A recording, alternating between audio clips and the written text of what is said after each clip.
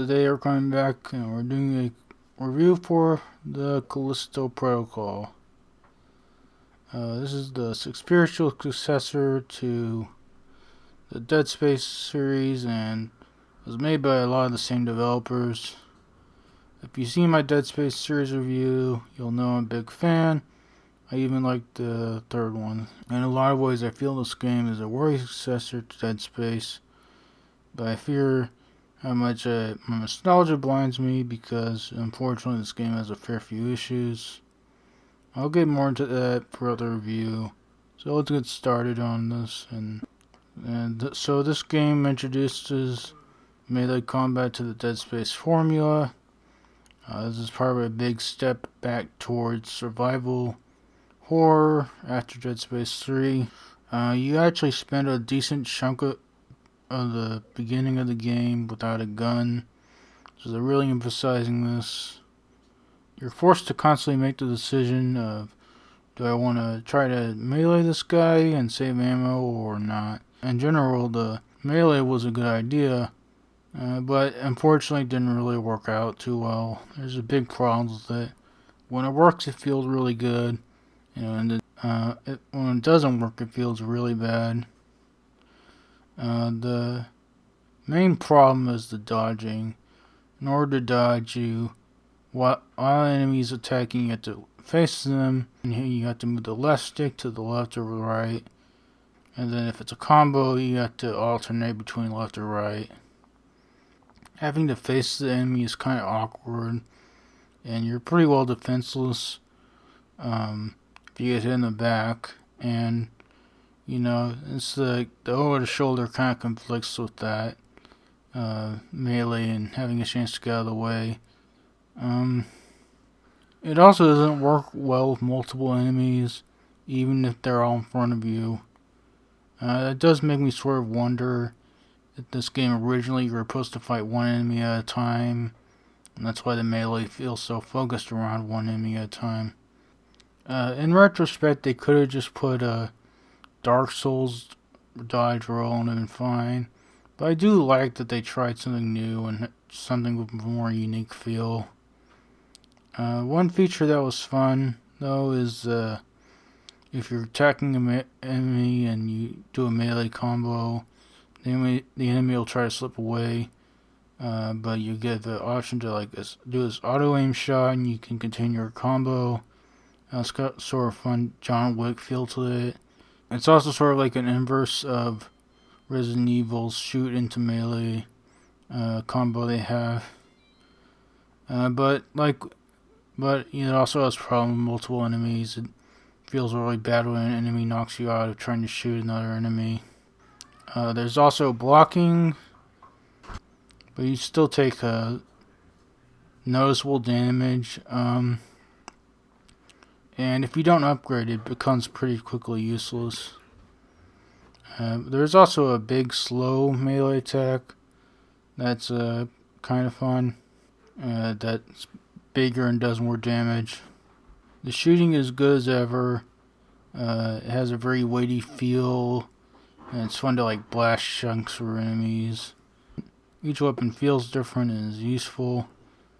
The weapon switching is very intentionally really slow, and it makes sense for the survival horror aspect, but when you're looking at it, you're thinking Jacob should really be switching his weapons faster when there's a zombie fighting in front of him. Also, the UI for selecting weapons is a bit hard to see sometimes against certain backgrounds. The kinesis is fun. It's called grip in this game, but whatever. It's fun that you can throw enemies now, and it's also really fun to throw them into the hazards or off ledges. It's a really good part of the game. There's some stealth sections, and there's also some limited stealth opportunities against non-stealth enemies. The stealth is pretty mediocre and isn't great. There's only a couple cinematic gameplay moments. I do kind of miss more of them from the Dead Space series, but they're fine with what's here. And the upgrades are fairly good and meaningful. They're also a bit committal though. It doesn't seem like you can easily get a huge chunk of the upgrades before the end of the game. The enemies, as I said, are chunkier. They're tankier. They have more health. A lot of people don't like this. I'm actually kind of okay with it. It's leaning in a survival horror aspect, and each enemy seems like a bigger deal. Mechanically, there's not great enemy variety. Also, the enemies look way too similar. They don't have the visual uniqueness of each individual necromorph. One enemy that had good design was underutilized was the robots.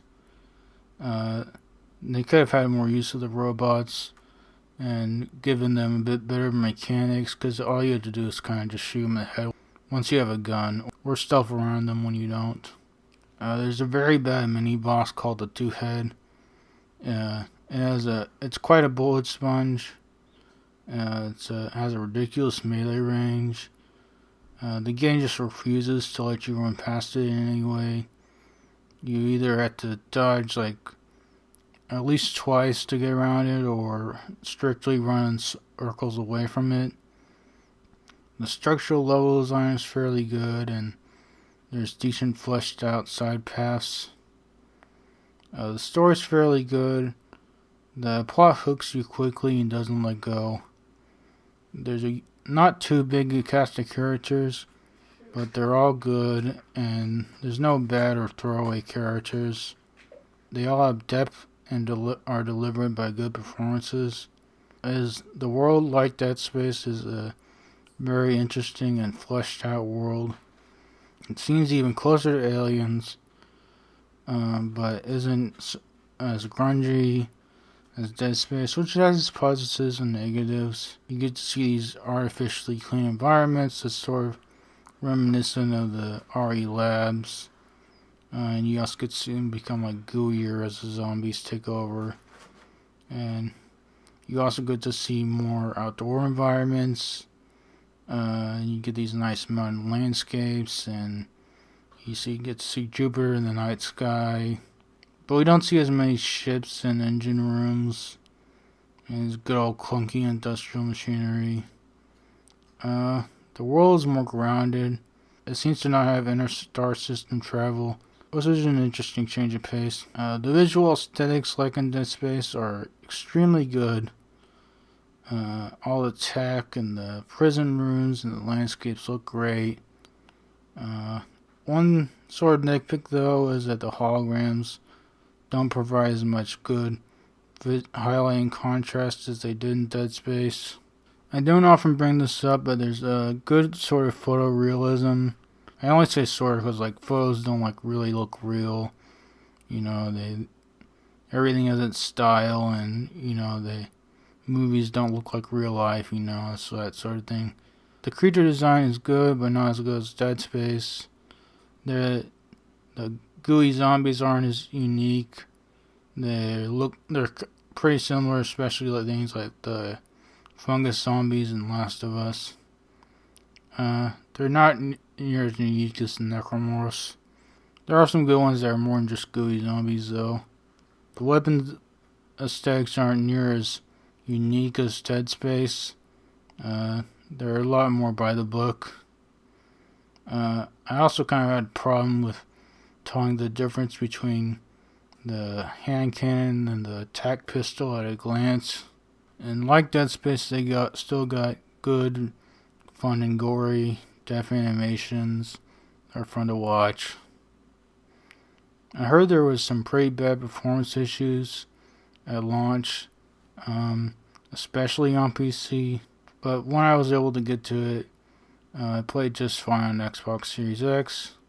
There was some bad checkpointing, though, especially annoying when they put a checkpoint right before a shop, and so every time you have to rebuy and sell all the stuff you want. That's pretty annoying. There's a thing in the pause menu to save, but it only is really just marking a checkpoint so you can go back if you want to go back to it later. It doesn't save anything you do at that point. Overall, this is a good game, but it's got its issues. You could almost say it's the worst great game ever. It's a good but not great successor to Dead Space.